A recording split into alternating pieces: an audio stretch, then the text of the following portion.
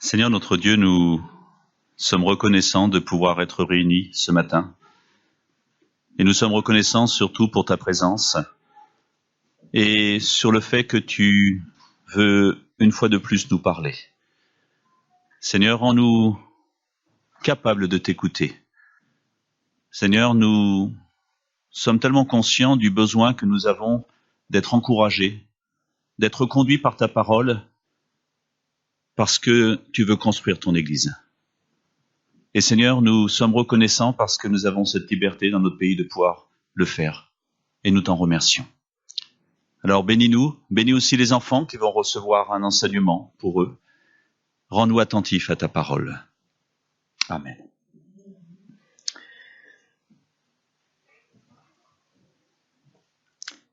Pour introduire ce message, j'aurais pu prendre un des textes de Chroniques où il y a une liste de généalogie. Fils de, fils de, fils de, fils de, fils de. Vous avez peut-être remarqué qu'aujourd'hui c'était la fête des mères. Jusqu'à quand? J'aurais envie de dire que, je fais une petite parenthèse, que quand je regarde certaines lois qui vont bientôt sortir et qui risquent de passer, jusqu'à quand pourrons-nous parler de fils de, fils de, fils de? Or, je me dis que si la Bible est inspirée, ce que je crois, s'il y a autant de généalogie dans la parole, et si Dieu insiste autant sur la famille,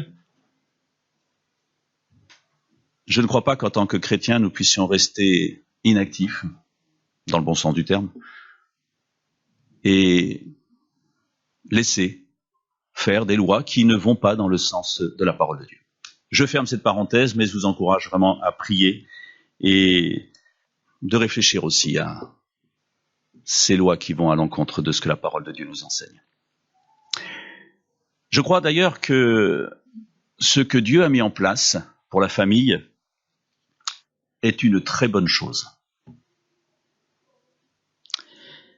Un père, une mère, des enfants, une succession, une suite. Et si je regarde la parole que j'ai devant moi, je me rends compte que le Nouveau Testament commence avec une généalogie.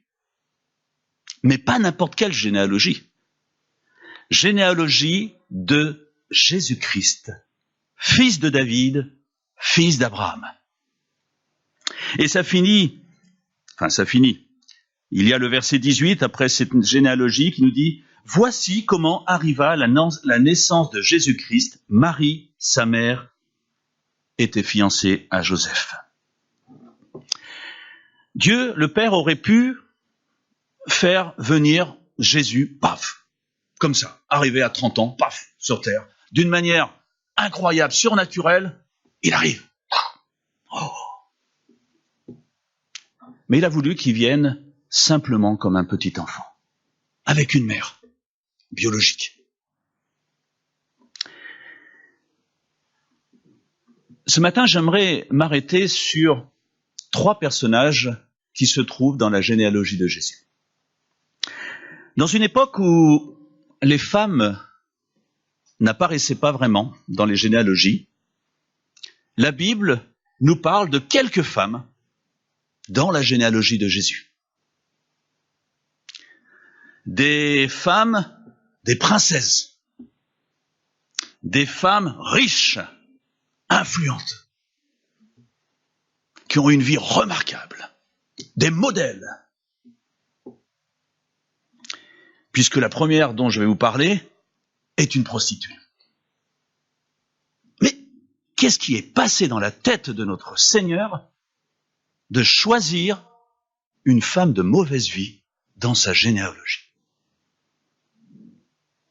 Je suis persuadé que si vous deviez dire, voilà, dans ma famille, il y a eu des généraux, des princesses, je ne sais pas si vous rajouteriez, il y a eu des prostituées. Jésus, fils de Dieu, est venu sur terre en tant qu'homme et de ce fait, il a choisi une famille avec la généalogie qui l'accompagne. Dieu a établi un plan pour l'humanité, dont un plan de salut, dans lequel son Fils occupe une place centrale.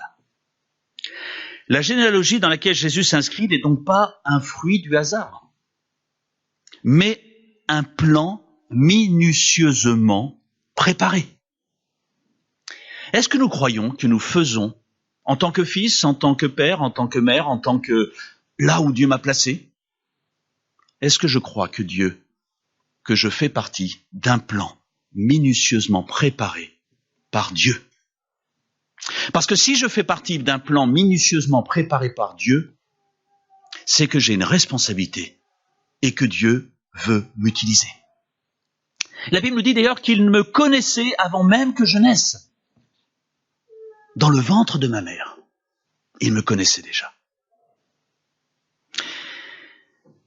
Je ne vais pas faire un cours de sciences naturelles, mais quand on imagine l'exploit qu'il a fallu pour que un jour ce soit moi qui sois choisi dans le ventre de ma mère, incroyable. Je ne suis donc pas le fruit du hasard. Même si ma venue au monde n'est pas la plus glorieuse. Je ne suis pas le fruit du hasard. Alors, je vais m'arrêter sur 3 femmes. Rahab, Ruth et Marie. 2 étrangères. Oh, attendez, il faut que je relise. 2 étrangères. Rahab et Ruth. Et Marie. Mais je crois qu'à travers la vie de ces 3 femmes, il y a des éléments qui me semblent intéressants et importants de relever dans le fonctionnement de Dieu pour moi. Mais aussi des textes hyper encourageants pour chacun de nous. Je crois que si Dieu a voulu que Rahab fasse partie de cette généalogie, c'est que simplement il ne fait exception de personne. Et Dieu ne s'arrête pas à ce que les gens regardent. Il ne fonctionne pas comme ça. Il ne compare pas par rapport aux autres. Il aime. Il aime. Je crois que cela nous pousse à nous poser la question, quel regard je porte sur le péché des autres? Cet après-midi, dans l'étude biblique de Galates chapitre 6, nous reviendrons et nous aborderons cette question du regard du péché de l'autre. Il y a des traits intéressants soulignés dans la Bible concernant Rahab. Oh, il n'est pas dit grand-chose. On ne connaît pas toute sa vie. On la connaît que dans un événement particulier. Elle habite une ville, elle est prostituée, et cette ville, fortifiée, puissante, est entourée d'un peuple qui est en train, progressivement, d'envahir ou de prendre possession d'une terre que Dieu leur a promise. Et il est dit de cette femme, tout simplement, qu'elle crut en Dieu. Qu'elle se rendit compte que ce Dieu dont elle entendait parler était un Dieu bien au-dessus de tous les dieux qu'elle pouvait connaître.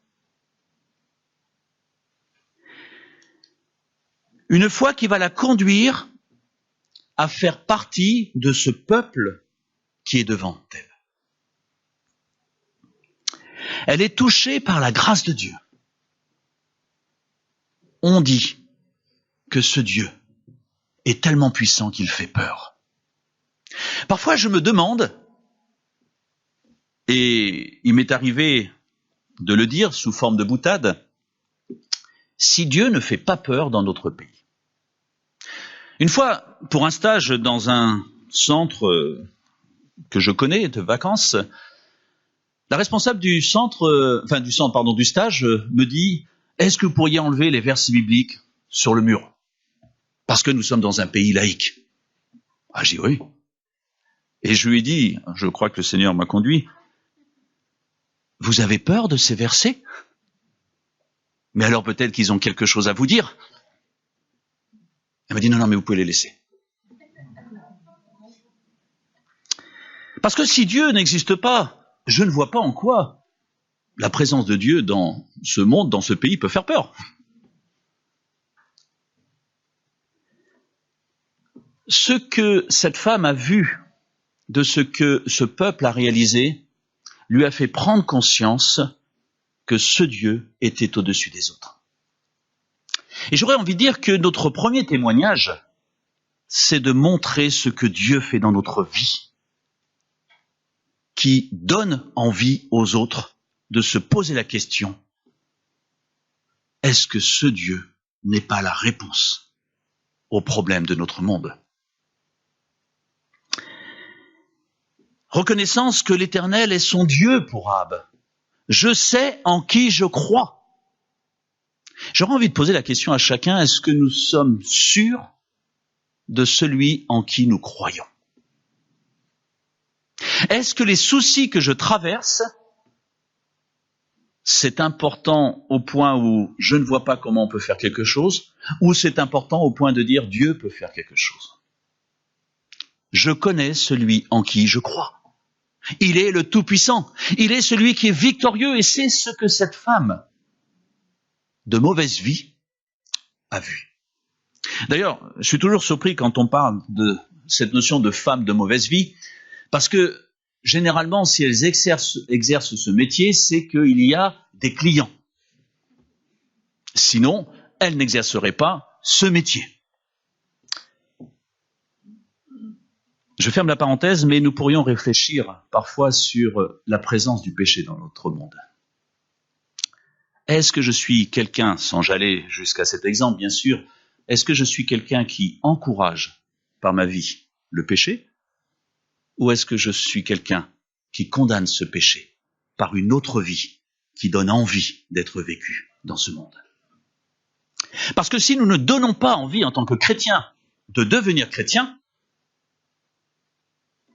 alors comment connaîtront-ils Dieu? Rahab, c'est un modèle de foi, une conviction forte et dont l'acte qui va suivre est la conséquence de cette conviction. Je sais en qui je crois, alors je vais vous aider. Mais ne m'oubliez pas, je veux faire partie de ce peuple. Alors, la Bible ne nous dit pas ce qu'elle est devenue. Simplement, on peut en conclure qu'elle a dû abandonner ce métier. Elle a dû faire autre chose. Ça veut dire que quelque part, elle a abandonné son gagne-pain. Elle a abandonné ce qui lui permettait de vivre. Un pas de foi, mais où elle savait que ce qu'elle perdait n'était rien par rapport à ce qu'elle pouvait gagner à cause de la connaissance qu'elle a de ce Dieu. Et j'encourage chacun à ne pas avoir peur de laisser certaines choses, parce que Dieu est capable de le remplacer par quelque chose de beau quand ça fait partie de son plan. Et cette femme, Rahab, est devenue l'ancêtre des parents terrestres de Jésus.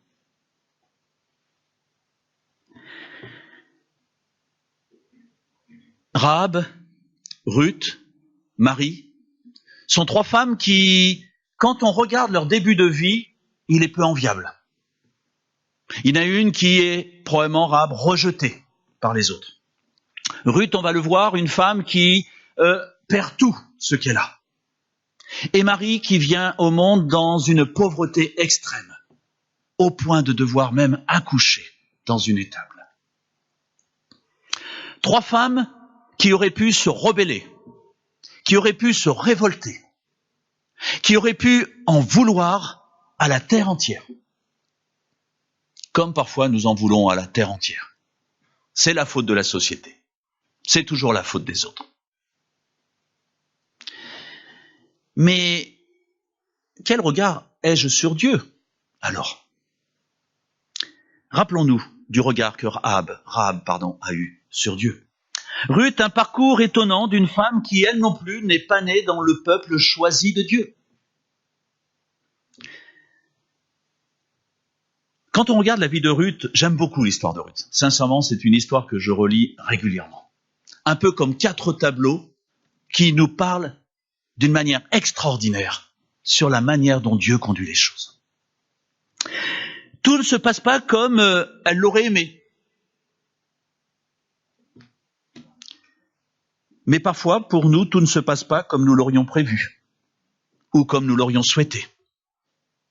Les choses se passent différemment de ce que je voulais, de ce que j'espérais. À ce moment-là, Ruth, comme sa belle-sœur, a le choix, soit de retourner à son ancienne vie en disant, de toute façon, perdu pour perdu, continuons comme avant, ou de dire, je choisis de suivre ma belle-mère.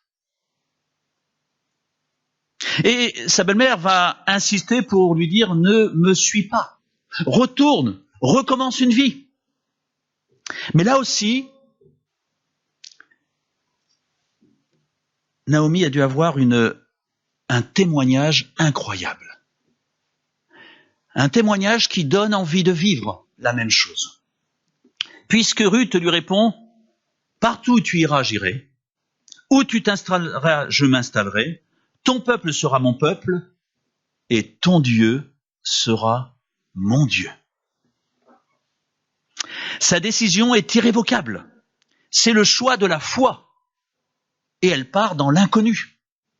Elle ne sait pas ce qu'elle va rencontrer. Elle part en plus avec une femme qui a tout perdu et à cette époque, il n'y a pas toutes les aides que dans notre pays nous pouvons encore profiter. Une femme qui n'avait rien à l'époque, elle n'avait rien. R-I-E-N. Elle n'avait pas une aide particulière pour vivre. Et puis, il semble qu'elle ait perdu beaucoup de membres de sa famille qui auraient pu l'aider. Son mari, ses enfants. Elle n'a rien. Alors, suivre une personne qui n'a rien sur simplement la foi placée en un Dieu qu'elle ne connaît pas encore bien, Ruth. Mais elle en a vu assez pour savoir que c'est le choix qu'elle doit faire. Et là encore, ça nous encourage à nous dire, n'ayons pas peur du lendemain. Parce que si nous sommes conscients de qui est Dieu, nous sommes conscients aussi qu'il ne nous laissera pas tomber. Mais c'est intéressant de voir que pour Rahab, elle a dû laisser certaines choses. Parce qu'elle comprend très probablement, et nous devons le réaliser, que le problème numéro 1 dans notre relation avec Dieu, c'est notre péché. C'est notre péché. Et il n'y a pas de demi-péché. Il n'y a pas de quart de péché. Il n'y a pas de petit minuscule péché sans gravité. Il y a le péché, point à la ligne.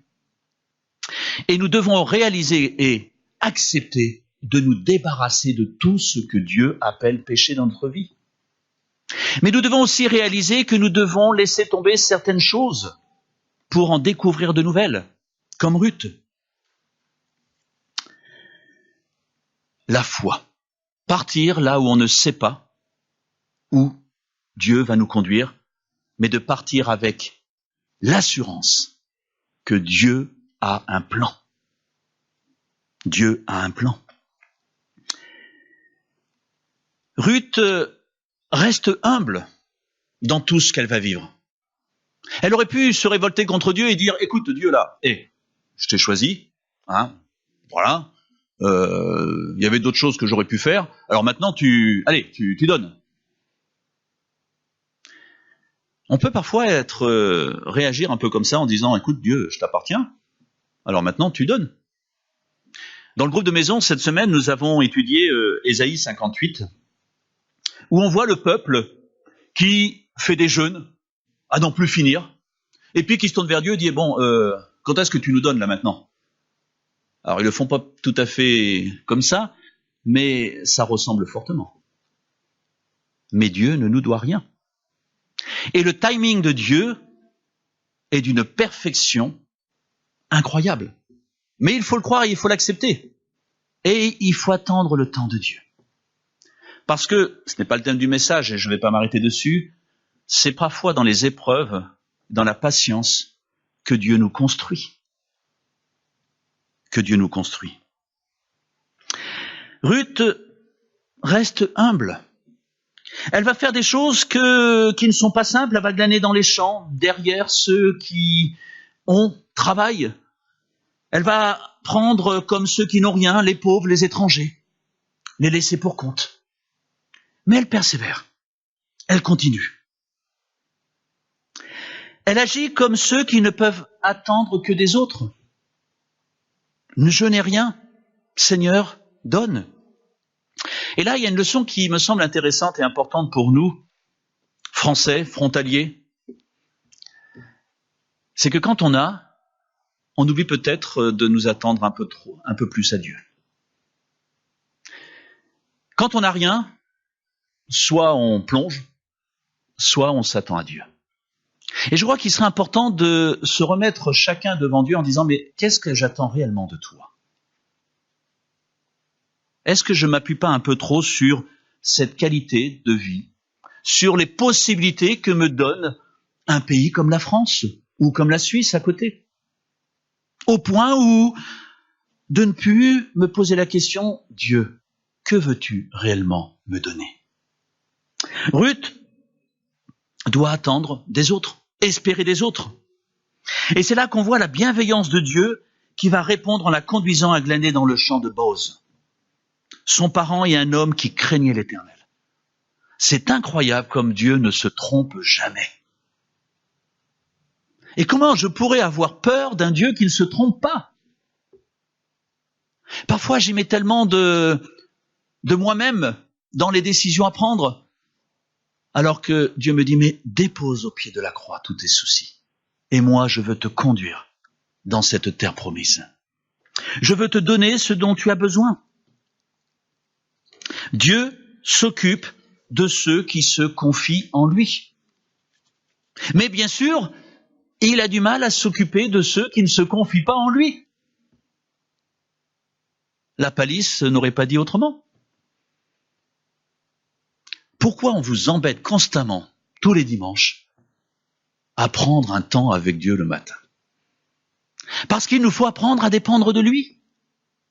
Et je crois que le problème numéro 1, et nous l'avons déjà entendu, c'est que nous ne savons plus écouter ce que Dieu a à nous dire. Parce que nous agissons par nous-mêmes. Ruth a su décider de vivre dans le plan de Dieu en sachant s'abaisser, en apprenant à s'attendre qu'à Dieu. Il est important pour nous de savoir nous approcher de Dieu en toute humilité, sans revendication. Est-ce qu'un Français est capable d'arriver à ça? Sans revendiquer quoi que ce soit, simplement en nous attendant à Dieu. Seigneur, tu vois ce que je vis. Seigneur, aide-moi. Mais aide-moi premièrement, avant de demander à l'autre de régler la chose, de moi me remettre devant toi et de t'écouter moi avant tout le reste. C'est vrai que Dieu utilise souvent les circonstances adverses pour en tirer une bénédiction. Pour en tirer une bénédiction. Toutes ces femmes dont on parle auraient pu agir par elles-mêmes, mais elles n'auraient pas fait partie de la généalogie de Jésus. Alors, ne nous inquiétons pas, Dieu aurait utilisé d'autres personnes, très probablement. Mais il leur a permis de faire partie de sa famille. Et n'oublions jamais qu'aujourd'hui, Dieu nous permet de faire partie de sa famille. Oui, nous faisons partie de la famille de Dieu. Mais pour cela, il nous faut accepter le plan par lequel il nous fait passer. Celui qui craint Dieu et qui s'adonne à la justice lui est agréable, nous dit la parole. Acceptons la justice de Dieu. Faisons confiance. Rahab, Ruth, qui d'ailleurs ne sont pas très éloignées l'une de l'autre dans les généalogies, ont dans leurs descendants, dans leur ascendant,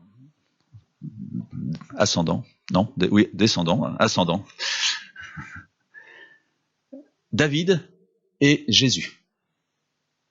C'est pas mal. Hein, on aimerait bien avoir dans nos généalogies des personnages illustres.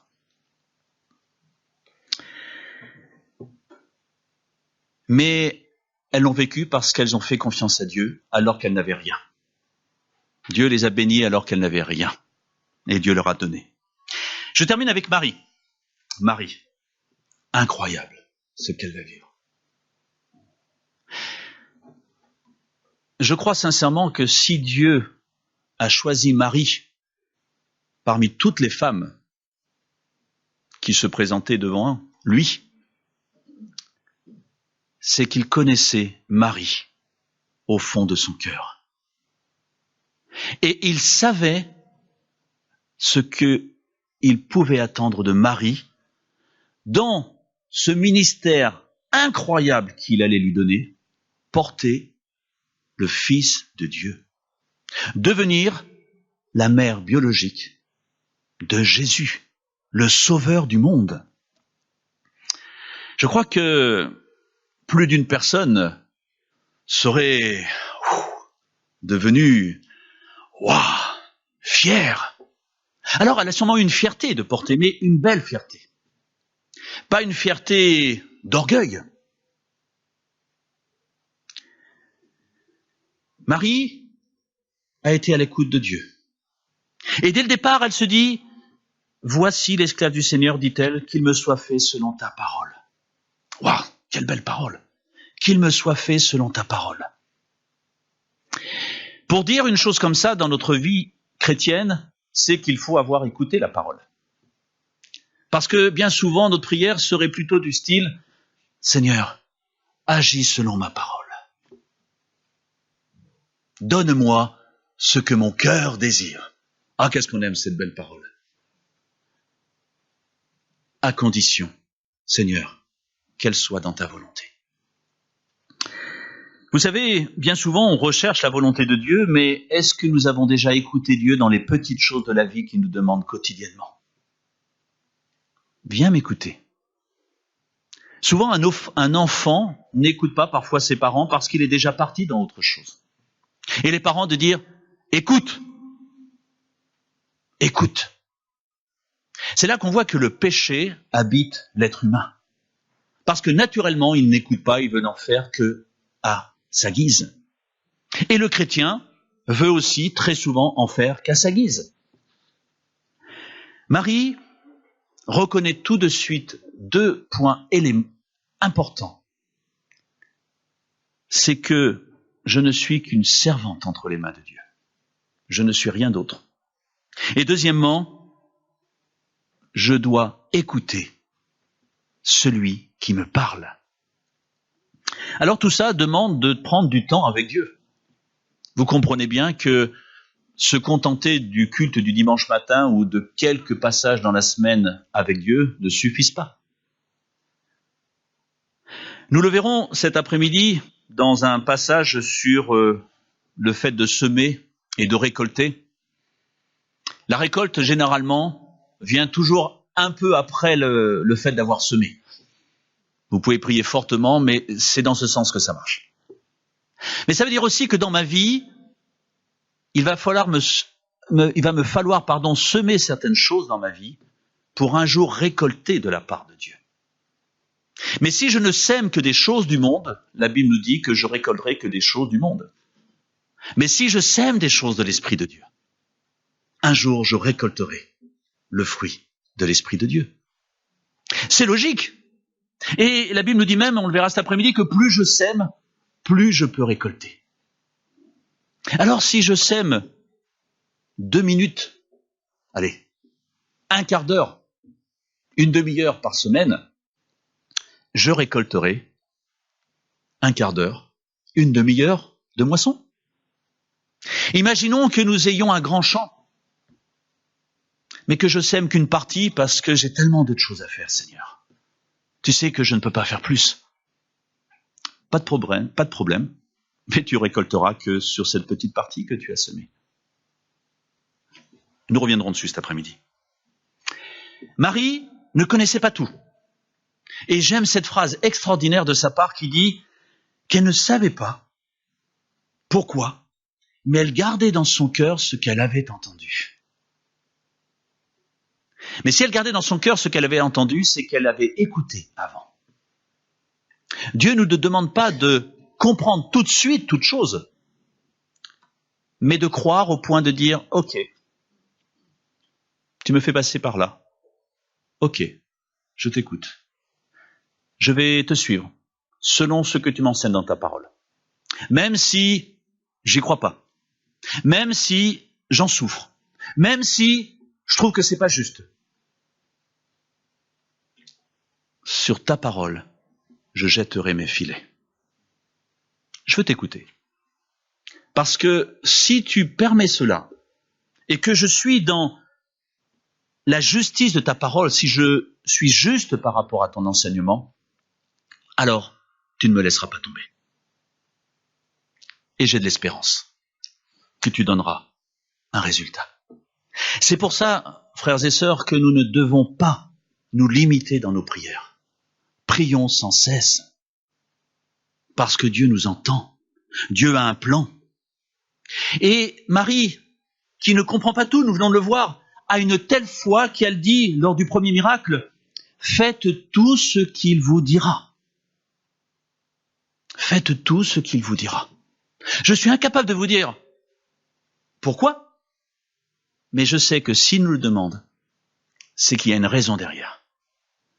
Je ne sais pas si vous imaginez la foi qu'avait cette femme, Marie.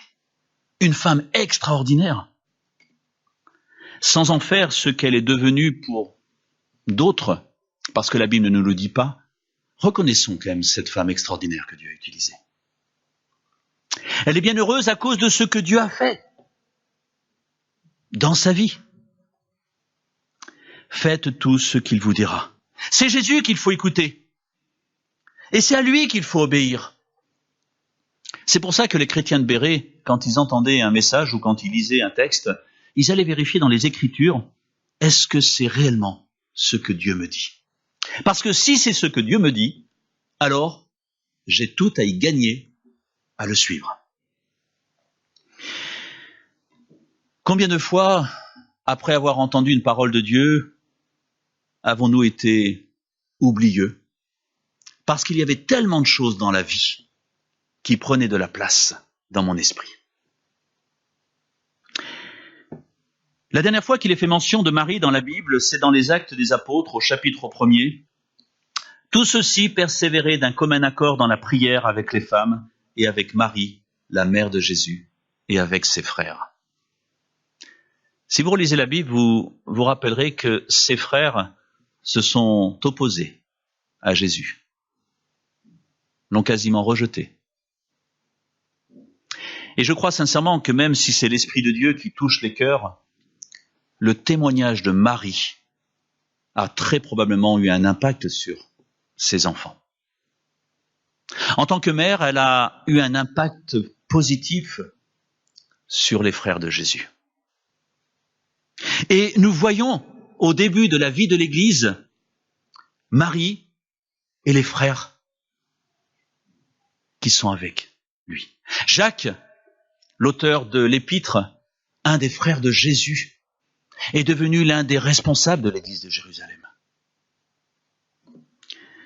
Si Marie n'avait pas eu cette foi, ou qu'elle ait vécu des craintes, ou que quand son fils est mort, elle ait dit « je me suis trompée », peut-être n'aurait-elle pas vécu tout cela. Mais toutes ces femmes, Rahab, Ruth, Marie, qui n'avaient rien pour réussir dans la vie, mais vraiment rien, qui étaient rejetées, qui faisaient partie des, allez disons les choses, des bannis. Vous savez, je vais pas reprendre des expressions que j'ai entendues, mais c'est moins que rien. C'est pas avec eux qu'on va reconstruire la France. Et pourtant, ces trois femmes font partie de la généalogie de Jésus. Parce que Dieu a voulu d'elles, dans son plan. Là où les hommes ne voulaient pas d'elles, Dieu voulait les utiliser. Je crois que nous pouvons, à travers ce texte, sortir sans difficulté de notre découragement. Parce que le plan de Dieu est incroyable et merveilleux. Reconnaître le privilège qui peut être le mien de faire partie du plan de Dieu. Comment faire partie du plan de Dieu? En lui donnant sa vie, en l'écoutant et en faisant confiance à ce qu'il nous permet de vivre. Elles ont cru. C'est pas compliqué ce qu'elles ont vécu. Elles n'ont rien fait de sensationnel. D'ailleurs, on ne connaît pas du tout leur pratique religieuse. Moi, j'aurais bien aimé de connaître la journée d'une Marie, d'une Ruth, de ces hommes de Dieu. Voilà, ils se levaient à telle heure, ils faisaient ceci, ils faisaient cela. Rien de tout ça. Simplement qu'elles ont cru en Dieu. Si ces femmes ont simplement vécu cela, c'est que nous pouvons tous simplement vivre cette relation simple avec Dieu, à condition de croire et de nous présenter devant lui. Parle, Seigneur, ton serviteur écoute. Parle, Seigneur, ton serviteur écoute. J'éteins mon portable, je coupe mon ordinateur, je me mets à l'écart. Vas-y, prends le temps que tu estimes juste, mais je veux t'écouter pour entrer et vivre pleinement dans ton plan. Nous allons prendre un chant qui nous dit, oui, nous faisons partie de la famille de Dieu, les héritiers du Père. Et tout un ensemble de paroles qui nous font réfléchir aussi à cette joie de faire partie de la famille de Dieu. Alors, pouvons-nous concilier vie difficile et joie? Oui, à travers l'espérance que nous pouvons placer dans notre Dieu. Joie, joie, mon cœur est dans la joie. Je sais qu'il est tout près de moi, et voilà pourquoi mon cœur est dans la joie. Vous savez, tous ces petits chants qu'on chantait quand on était enfant, qui sont forts, qui sont beaux, que la vie est belle quand on est sauvé, la paix si réelle, tout est transformé. Dans mon cœur, une voix qui chante. Et vous vous rappelez ce qu'il chante? J'ai oublié, ça me reviendra. Redis toujours Alléluia, en tout cas à la fin de ce chant. Alléluia, gloire à Dieu. Alors avant de chanter, on va symboliquement fêter ensemble la fête des mères et mesdames, que vous soyez mère ou que vous ne soyez pas mère, peu importe, nous allons vous offrir une rose. Parce que nous voyons à quel point Dieu, dans la parole, vous a aussi utilisé. En vous donnant la possibilité d'être mère, mais en vous donnant la possibilité de faire aussi partie du plan de Dieu. Alors messieurs, ne vous inquiétez pas, nous pouvons aussi faire partie